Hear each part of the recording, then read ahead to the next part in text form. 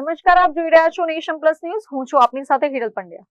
દેશની રક્ષા માટે -ડિગ્રી તાપમાન અને કપરા વાતાવરણમાં સરહદ પર ખડે પગે તૈનાત ભારતીય સેનાના જવાનો માટે વડોદરાથી એક અત્યંત ભાવુક અને અનોખું અભિયાન ચલાવવામાં આવી રહ્યું છે.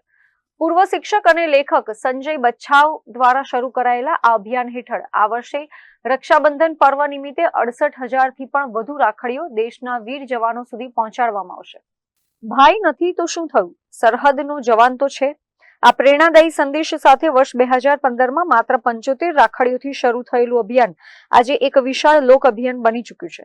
ભારત દેશના 14 રાજ્યોના 40થી વધુ શહેરો ઉપરાંત અમેરિકા, કેનેડા, ઓસ્ટ્રેલિયા, દુબઈ અને જર્મની જેવા 14 વિદેશી દેશોમાં વસતી ભારતીય બહેનો પણ આ અભિયાનમાં જોડાઈ છે અને સરહદના વીર સૈનિકો માટે વડોદરા રાખડીઓ મોકલી આપી છે.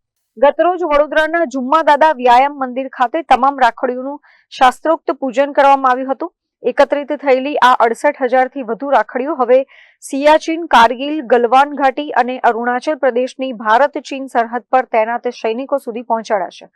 વિશેષ વાત એ છે કે રાખડી સાથે બહેનોએ પોતાના નામ, નંબર અને હૃદયસ્પર્શી શુભેચ્છા સંદેશ પણ મોકલ્યા છે. सर, ये 1 महीना पहले हम इसकी तैयारी शुरू कर देते हैं क्योंकि मुझे अलग अलग राज्यों से और देशों से राखियाँ आती है. तो अलग अलग राज्यों को और देशों को तो मुझे 2 महीने पहले मुझे आज की तारीख बतानी पड़ती है कि इस तारीख तक मुझे राखियाँ भेजिए.